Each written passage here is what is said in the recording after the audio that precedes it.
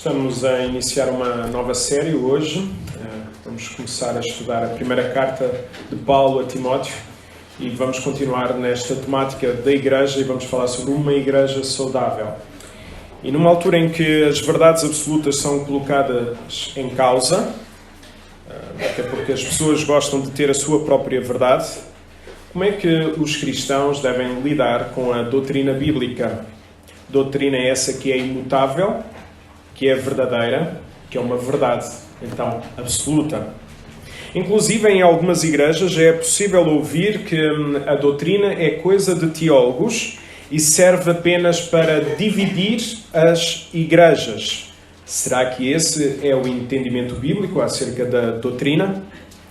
Quantas vezes ouvimos as igrejas e os pastores afirmarem a verdade sem terem medo de serem perseguidos? Por outro lado, será que os pastores e as igrejas que falam sobre a verdade o fazem com o amor, fazem com o desejo de ver vidas restauradas por Deus? Confesso que, face a alguns acontecimentos que têm acontecido a nível nacional, que me tenho arrepiado com o destilar de ódio da parte de alguns cristãos sobre temáticas que nós temos divergência com o mundo. Precisamos de afirmar as nossas verdades, precisamos de afirmar a verdade, mas precisamos de fazê-lo com amor, para que no debate que possa existir não possamos perder este debate porque destilamos apenas ódio. Okay?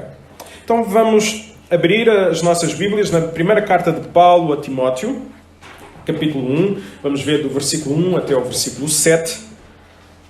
E o tema da mensagem de hoje é a trilogia da doutrina. É um tema que a Luísa achou muito interessante. A trilogia da doutrina. Então, primeira carta de Paulo, capítulo 1, versículo 1 até 7. Vamos ler inicialmente os primeiros dois versículos. Paulo, apóstolo de Cristo Jesus, pela vontade de Deus, nosso Salvador, e de Cristo Jesus, na esperança, a Timóteo, meu verdadeiro filho na fé. Deus, nosso Pai, e Cristo Jesus, nosso Senhor, te dê em graça, misericórdia e paz. Então, nas cartas do apóstolo Paulo é muito típico verificar-se logo no início quem é o emissor da carta, com uma breve apresentação, como também ver quem é o destinatário. Paulo apresentou-se como sendo o apóstolo, isto é, alguém escolhido por Deus para liderar as igrejas, como também alguém que podia trazer revelação da parte do Senhor para as próprias igrejas. Como nós acreditamos, porque a Bíblia assim o afirma, que a revelação já terminou, devemos então dizer que os apóstolos, nos dias de hoje, já não existem. É uma afirmação que eu gosto sempre muito quando falo sobre este assunto, do reverendo Augusto Nicodemos, que ele diz: apóstolo bom é apóstolo morto. Então, já não há apóstolos nos dias de hoje. O que pode haver, sim, e isso é muito comum no Novo Testamento, são igrejas a enviar missionários. E a Bíblia permite que a esses missionários se possa chamar de apóstolos. Não no sentido de ofício para a igreja, de liderança, mas o apóstolo que tem a ver com o enviado. Então, por uma questão de precaução, as igrejas ao longo do tempo preferiram chamar a essas pessoas de os missionários do que chamarem de apóstolos, para não se confundir o ofício de apóstolo com este dom de ser enviado pela igreja. Paulo esteve na cidade de Éfeso cerca de 3 anos a ministrar a esta igreja. Depois disso, deixou Timóteo. Timóteo que aprendeu também com o apóstolo Paulo e então estava pronto para dar continuidade a este trabalho naquela cidade. Então foi devido a isso que Paulo escreveu esta carta a Timóteo, para lhe dar então algumas orientações. A cidade de Éfeso era muito rica, mas também era muito pagã. Havia o templo de Diana, que levava-se muita gente pagã a poder adorar a deusa Diana, mas também havia muitas festas sensuais a outros deuses. Era uma cidade corrompida espiritualmente.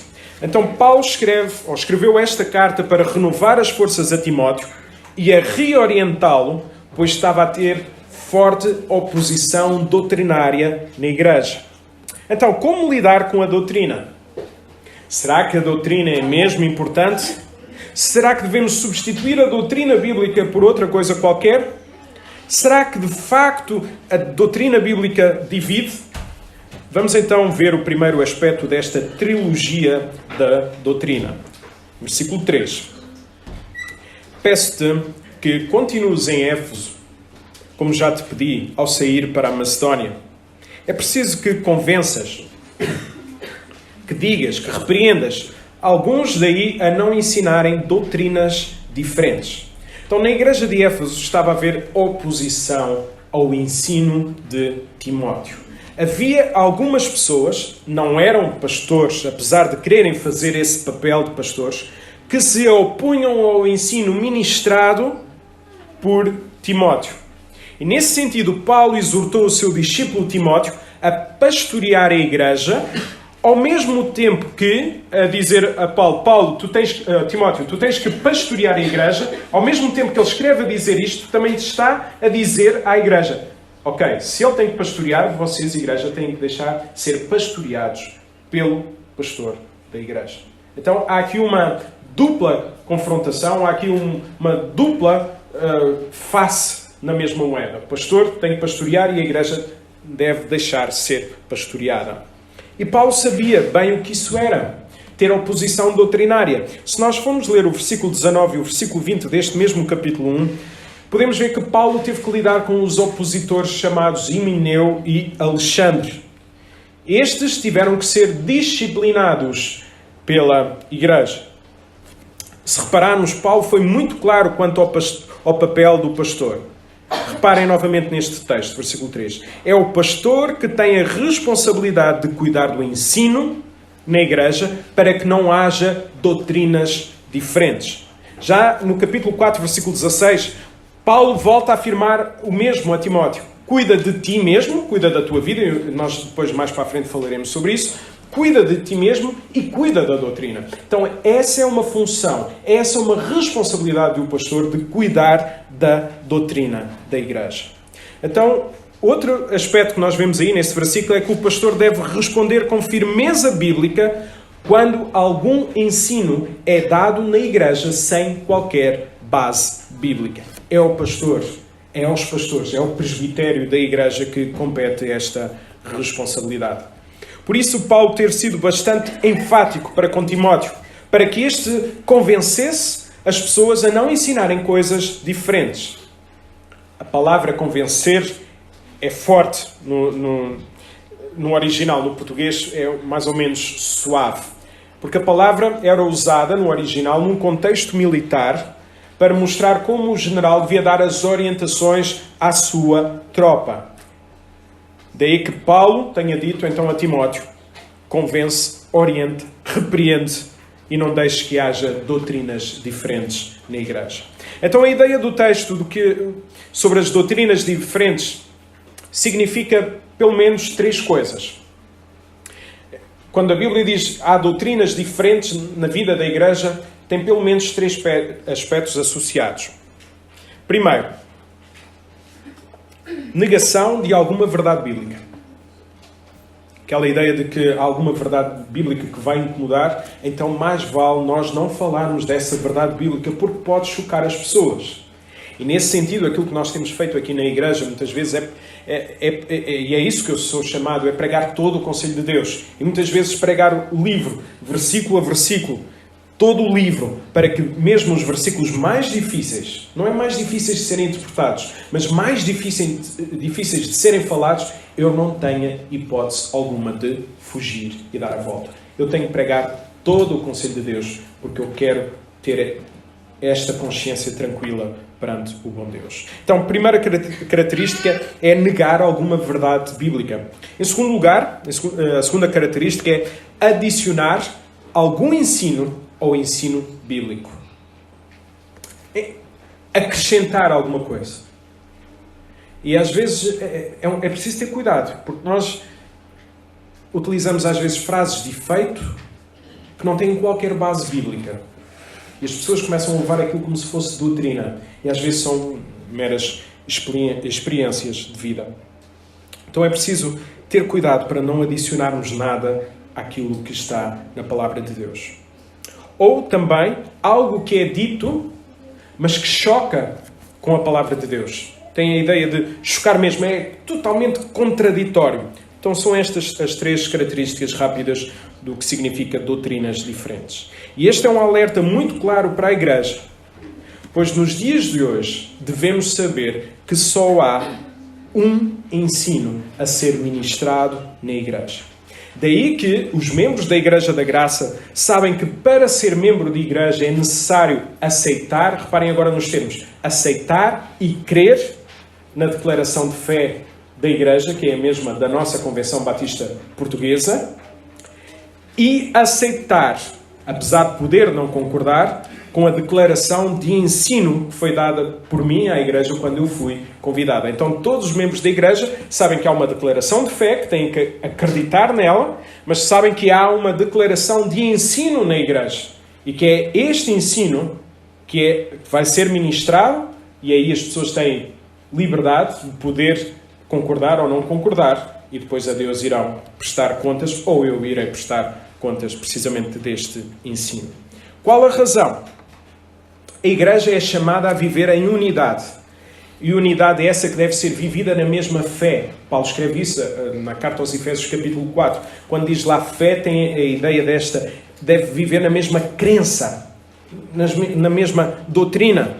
Partindo desta ideia, então, a declaração de fé e a declaração de ensino reveste-se numa enorme importância, sendo uma das bases dessa vivência da Igreja em unidade. Há algo que nos une. Nos dias de hoje, vivemos numa sociedade individualista, pluralista. Contudo, a Igreja não deve ser dividida em múltiplas opiniões no seu ensino. E quando uma Igreja convida um ou mais pastores, deve fazê-lo na consciência de que esses pastores irão ter que zelar pela doutrina bíblica. Logo, não é a Igreja que deve dizer ao pastor: pastor, pregue sobre isto. Pastor, o pastor não pregue sobre isto. Isto o pastor deve ter cuidado. Não, a Igreja não tem essa autonomia, a Igreja não tem essa autoridade. Essa é uma função dos pastores, essa é uma função do presbitério da nossa Igreja. E nesse sentido, e quem está connosco desde que cheguei, sabe que uma das condições que eu nunca abdiquei e nunca irei abdicar é da responsabilidade do púlpito. Eu posso aceitar muita coisa, mas se há uma coisa que eu nunca irei abdicar é de que o púlpito é da minha responsabilidade. Porquê? Porque eu tenho que zelar pelo ensino, mas também porque em Tiago capítulo 3, versículo 1 diz que os pastores irão ter um juízo muito mais duro de tudo aquilo que é ensinado na vida da Igreja. Então, eu como pastor, e neste momento o único pastor ainda da nossa Igreja, irei prestar contas ao Senhor de tudo o que é ensinado nas nossas igrejas. Neste momento as crianças estão lá em baixo. Eu terei que prestar contas ao Senhor daquilo que lhes é ensinado. Eu terei que prestar contas ao Senhor daquilo que é ensinado em todas as escolas bíblicas. Eu terei que prestar contas ao Senhor de quando eu estou fora, Eduardo, domingo passado, eu vou ter que prestar contas ao Senhor daquilo que Ele teve a ensinar aqui na igreja. E graças a Deus foi bom. Eu ouvi, fui lá ver. Então a visão bíblica sobre a unidade no ensino na igreja vai claramente contra a ideia de que cada um tem a sua verdade. Como também vai contra aquelas pessoas que não suportam verdades absolutas. Agora uma nota sobre isto. Alguns poderão estar a pensar que o nosso governo batista é um governo congregacional. E quero-vos dizer que de facto é. É a congregação, à luz de Mateus 18, é a congregação que, à luz também da primeira carta de Paulo aos Coríntios, que toma a decisão final sobre disciplina para com as pessoas que vivem em pecado e que não se arrependem. É a congregação que tem poder para demitir o pastor caso ele não esteja a ser bíblico. Embora a igreja sendo congregacional, não é a igreja que orienta espiritualmente a própria igreja. Porquê? Porque os pastores cuidam do ensino e a igreja cuida da disciplina. É isto. que a Bíblia afirma. Pastores cuidam do ensino e a igreja cuida da disciplina. E se o pastor não estiver a ser bíblico, o que é que a igreja pode fazer? Demitir esse mesmo pastor. Mas enquanto eu for pastor da igreja, a parte do ensino é da minha responsabilidade. Então, temos que ser zelosos pela sã doutrina. Este é o primeiro aspecto desta trilogia da doutrina. Sermos zelosos pela sã doutrina. Qual é então a consequência de uma falsa doutrina na vida da igreja? Vamos ler o versículo 4. Que eles não se deixem levar, a ideia aqui é que não deem ouvidos por lendas, nem por listas intermináveis de antepassados. Isso serve mais para provocar discussões do que para realizar os planos de Deus que conhecemos pela fé. Que doutrina então seria esta que estava a entrar dentro da igreja? Muito provavelmente, e olhando também para o versículo 7, estava relacionado com alguns costumes judaicos, os quais retiravam a suficiência da obra de Jesus na cruz. Como também estava relacionado com o gnosticismo. A ideia é que se a carne é má, então nós podemos fazer o que queremos. Como a carne é má, eu posso pecar com o meu corpo, porque ela, na verdade, já é má. Então, vivo como eu quero, porque a carne é má. E normalmente, se nós formos sinceros, e se formos a olhar, o falso ensino nas igrejas tem sempre 3 objetivos muito claros. Primeiro, libertinagem. Deus é amor, a ideia é esta, então podes viver como quiseres. Então, Deus é amor. Às vezes nós confrontamos as pessoas. Não, pastor, Deus é amor. Que é uma doutrina que eu amo imenso, a doutrina do amor de Deus, mas quando ela não é bem entendida, ela vira uma heresia grave. Pastor, não, Deus é amor, Deus quer o meu bem, Deus quer que eu seja feliz à minha maneira. Então Deus é amor. Desculpa dizer, se for assim que tu pensas, estás absolutamente enganado acerca disso. Tal como diz o versículo, não realiza a vontade de Deus que se conhece pela fé. Essas pessoas, apesar de falarem do amor, não realizam a vontade de Deus. Como também o falso ensino cria legalismo. Alguém que usa a lei para mostrar, e nós hoje tocámos isso na Escola Bíblica Dominical, e quem tem esse privilégio de poder vir à Escola Bíblica Dominical deve ter notado isso, que alguém que usa a lei para mostrar que merece a salvação. Ou seja, a salvação foi dada pela graça, mas talvez eu, com a minha vida, mereça que o Senhor me tenha salvado. Porque eu sou uma pessoa comum, que cumpre todas as responsabilidades. Então, talvez eu mereça a salvação do lado de Deus. Ou, por outro lado, como eu cumpro, imaginemos, claro que não cumpro, mas como eu cumpro todos os requisitos, então eu tenho que ser abençoado. E quando a bênção do Senhor não vem, eu sinto que o Senhor me fica a dever, porque eu cumpri todos os requisitos. Vim à igreja, sou bom pai, sou bom marido, dou o dízimo. E estes problemas acontecem na minha vida?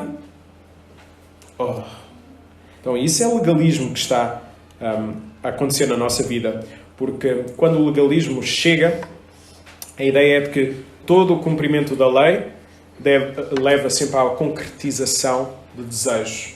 Reparem como isto pode acontecer mais facilmente nas nossas vidas do que aquilo que nós imaginamos.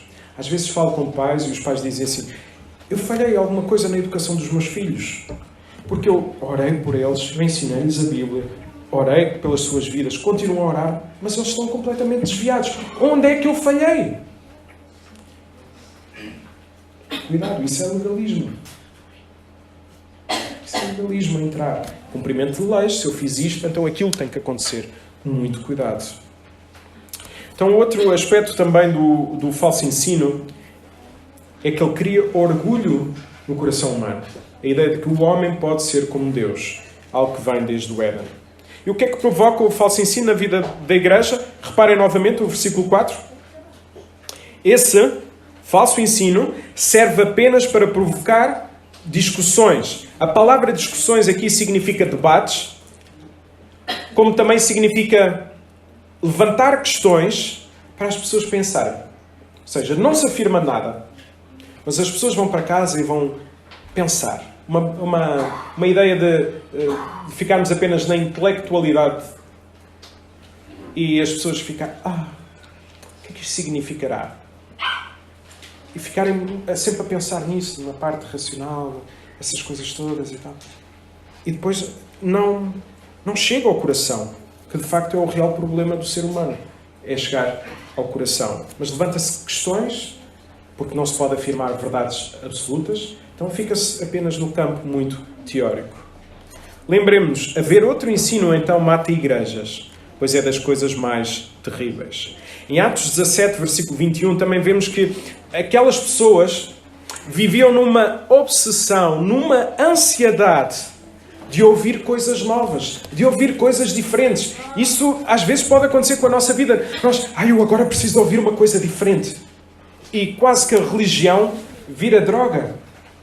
Porquê? Porque às vezes as coisas já não chegam, já precisamos de coisas diferentes. E depois passamos sempre para outros patamares.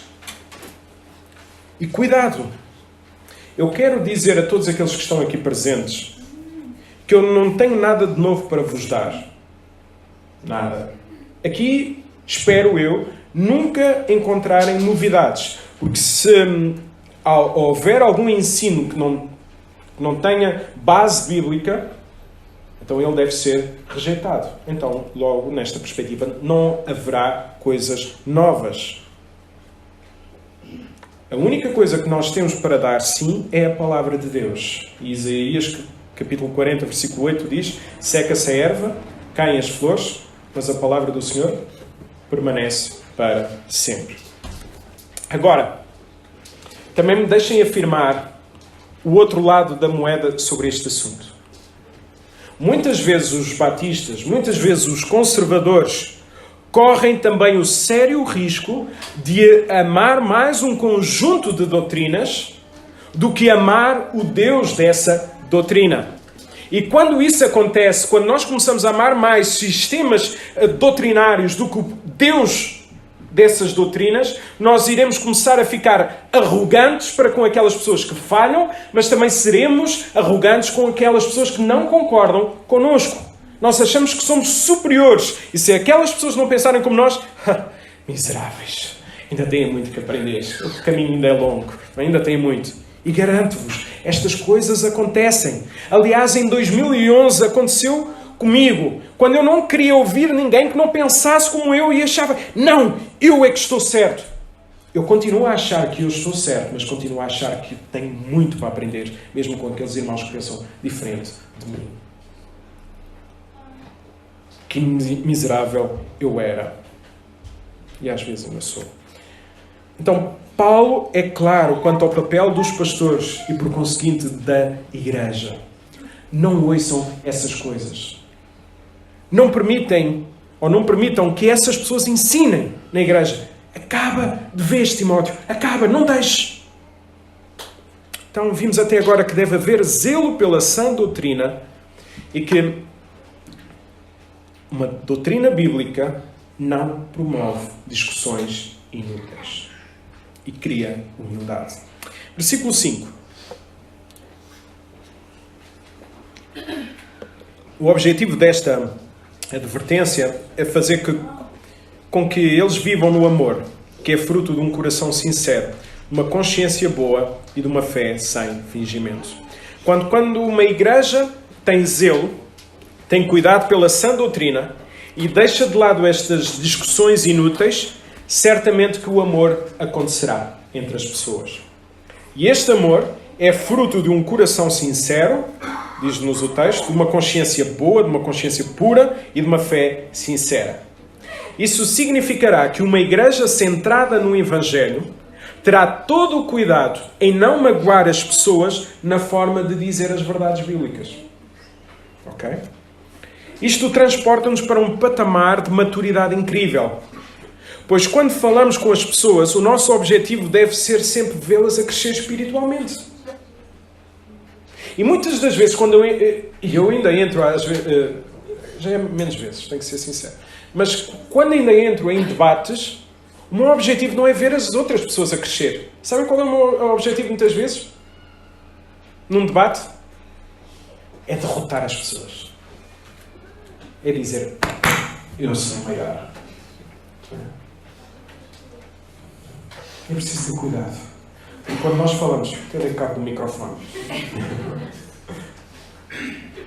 Quando nós falamos com as pessoas, o nosso objetivo deve ser sempre vê-las a crescer espiritualmente.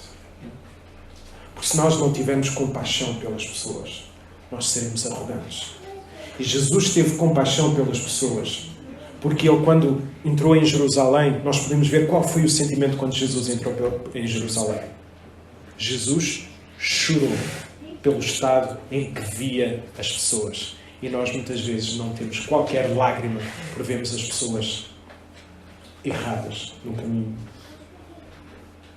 Nesse sentido, a única coisa que pode magoar as pessoas deve ser unicamente a palavra de Deus. E a própria Bíblia fala da palavra de Deus sendo uma espada de 2 gumes. Então, ela penetra. É a palavra de Deus que pode magoar a vida das pessoas. Não são as nossas palavras. Não é a forma como nós falamos. E às vezes as pessoas ficam mais magoadas, não é tanto pela verdade que nós estamos a dizer, mas pela forma como nós o fazemos. E olhando para este versículo, tem de haver amor.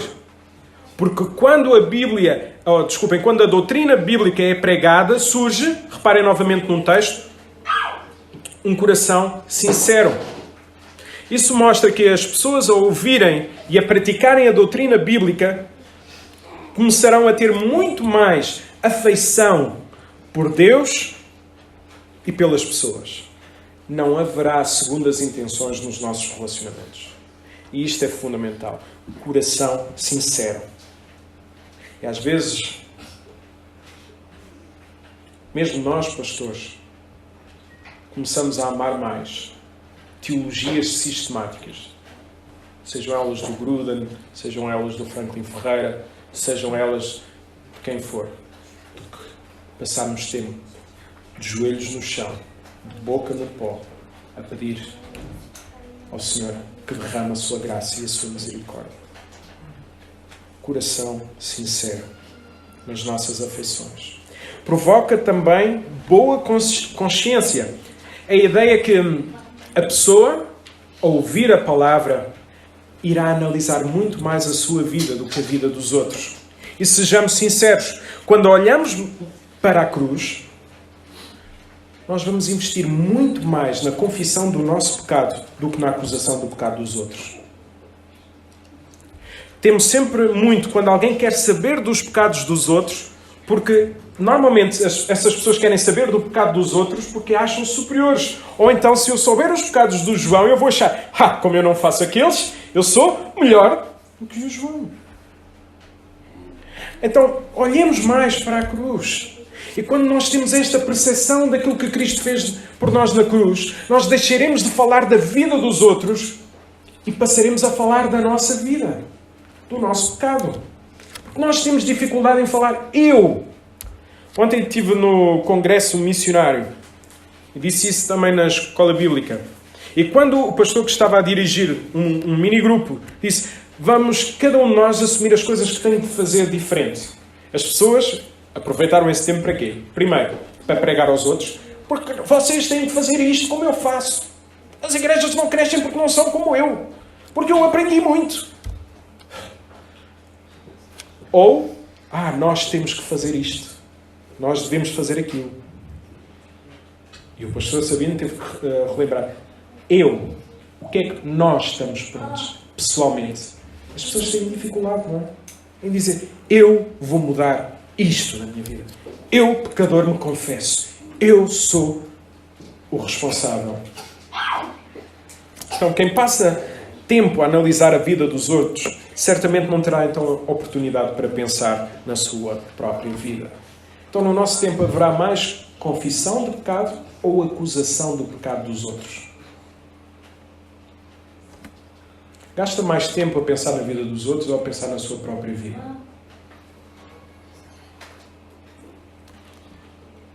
Precisamos de analisar as nossas motivações quando fazemos as coisas, para termos então boa consciência para com Deus e para com os homens. E o último aspecto vem aí uma fé sem fingimento. Isto é, quando a Bíblia é pregada, as máscaras irão cair, pois a fachada começará a demolir. Foi-me perguntado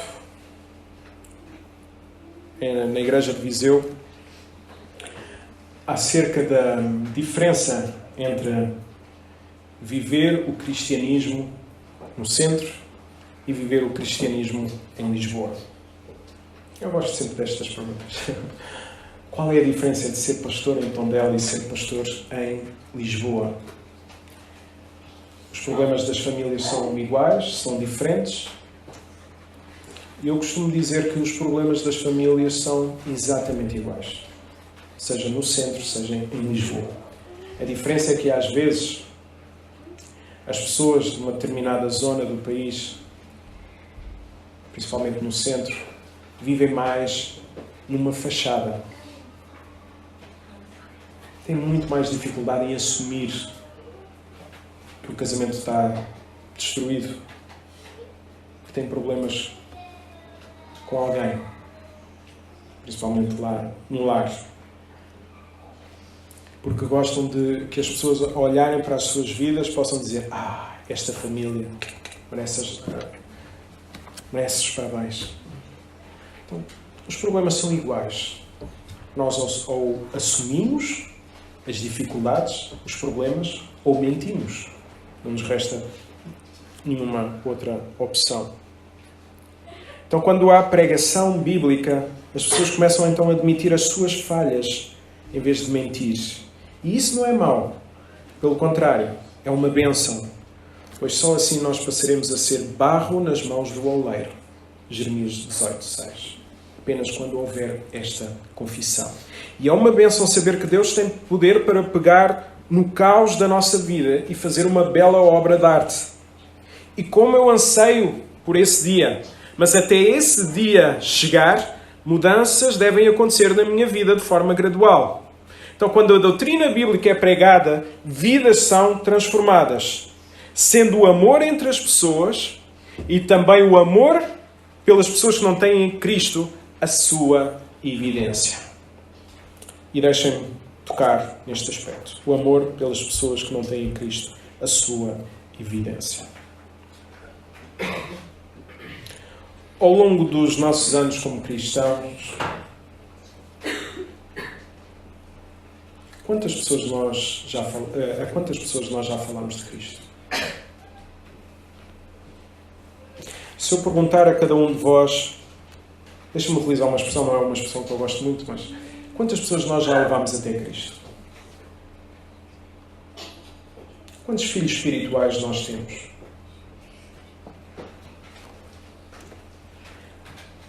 Quantas vezes nós oramos pela conversão de pessoas?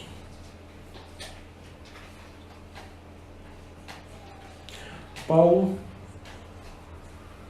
na carta aos Romanos, capítulo 1, ele disse que se sentia devedor. Nós para a semana vamos falar sobre isto. Sentia-se como devedor das pessoas e por isso, por sentir-se como devedor, ele teria que pregar o Evangelho. Eu sou, nesta área, muito caloteiro. Eu não pago. O que é que eu quero dizer com isto? Eu não prego. Eu falo muitas vezes de outras coisas, de banalidades, e esqueço-me de falar de Cristo. Quanto tempo por dia nós falamos de Jesus? Quantas pessoas têm entrado na nossa igreja através do nosso testemunho? Quantas pessoas têm entrado nos nossos lares, nas nossas casas, para falarmos de Jesus?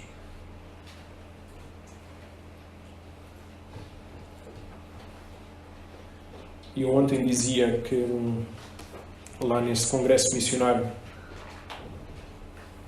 às vezes nós estamos à espera de ver uma nova campanha de evangelização do nosso país. Um novo programa. 3 passos para uma igreja maravilhosa. E depois o marido não ora com a mulher. O casal não ora com os seus filhos. Não há leitura da palavra, não há oração no seu lar. Não ensinamos aos nossos filhos o que é o amor, o que é o perdão, o que é a graça, o que é a misericórdia. Como é que nós queremos ver as nossas igrejas cheias de vida? Como é que nós queremos ver o nosso país a ser alcançado? Se nós não respeitamos o nosso primeiro campo missionário, que é a nossa casa. Então, se um dia perguntarem qual é a tónica do pastor Jonatas, como pastor, podem sempre dizer isto. Ele é chato, porque obriga as pessoas a orarem. Obriga as pessoas a lerem a palavra. Porque se eu obrigo os meus filhos também a comerem, porque isso é bom para as suas vidas, e o Gabriel às vezes não quer comer e nós temos que obrigar, então eu também, como pastor, tenho essa obrigação para convosco. Sinto-me devedor. Então, quando um casal não lê a palavra, quando um casal não cultiva a oração, quando um casal não usa do perdão, não usa da graça, não usa da misericórdia no seu lar, alguma coisa está a falhar. Amor pelas pessoas que não têm Cristo começa pela vivência do Evangelho no nosso lar e a orarmos para que o Senhor nos dê pessoas. Esta tem sido a minha oração diariamente. Senhor, dá-nos pessoas. Leva-nos até às pessoas. E eu espero que cada um de vós tenha também este amor. Então, os 3 atos desta trilogia da doutrina são: primeiro, deve haver zelo por ela, não promove discussões inúteis e visa o amor. Oro e peço a Deus que a nossa igreja tenha sempre esta noção da importância e do lugar da doutrina bíblica. John Stott disse que a verdadeira doutrina preocupa-se com a glória de Deus e a edificação das pessoas. Se alguma coisa eu disser que não promova a glória de Deus e a edificação das pessoas, os irmãos têm todo o direito de me disciplinar, porque eu não estou a fazer aquilo para o qual eu fui chamado por Deus. Deus nos ajuda então a sermos esta igreja saudável, que ama a doutrina, não tem dificuldades em falar das verdades absolutas com todo o amor, e que se as pessoas não quiserem, que não seja pela forma como nós falamos, mas porque não, ou porque rejeitam a verdade bíblica. Que Deus então possa usar a Igreja da Graça a alcançar mais vidas para Cristo, mesmo que depois vão para outros sítios, para outras igrejas. Nós não estamos aqui para aumentar o rol de membros, nós estamos aqui para trabalhar para o reino de Deus. Amém?